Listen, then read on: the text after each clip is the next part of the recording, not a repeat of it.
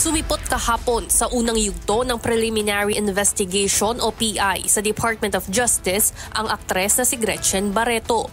Isa ito sa mga individual na pinangalanan ng whistleblower na si Julie Patidongan na may kinalaman sa pagkawala ng 34 na sabungero noong 2021 hanggang 2022. Kahapon, nagsumite ang kampo nito ng counter affidavit o kontrasalaysay sa mga ibinabatong akusasyon. Ayon sa abogado ni Barreto, dapat ibasura ang mga reklamo laban sa kanyang kliyente. If justice is to be followed, the complaints against Ms.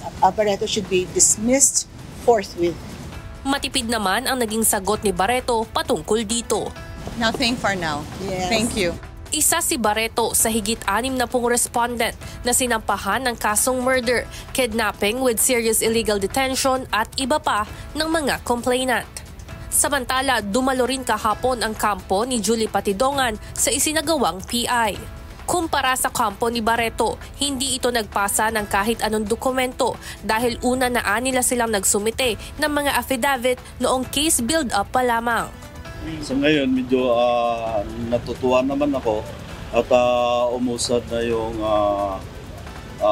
kaso at nandun lahat yung mga pamilya. Sinagot rin ng abogado ni Patidongan ang mga umano'y aligasyon ng ibang respondent na hindi maaasahan ang mga testimonya nito.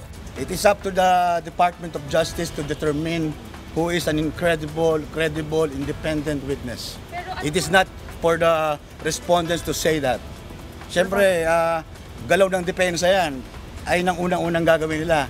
They will attack the credibility of my clients, which I foresee that they will do. And we are ready for it. We are battle ready for this one. Ngayong simula na ang preliminary investigation sa missing sabungeros case. Dito aalamin kung may sapat na basehan o mga ebidensya upang ituloy ang kaso sa korte. Kahapon, nanumpa na ang mga complainant bilang patunay na totoo ang inihaing reklamo at mga isinumiting ebidensya. Nakatakda naman ang sunod na pagdinig sa darating na September 29, 2025. Evan Alvarez, UNTV News and Rescue. Diyos ang aming sandigan, serbisyo publiko ang aming pinahahalagahan.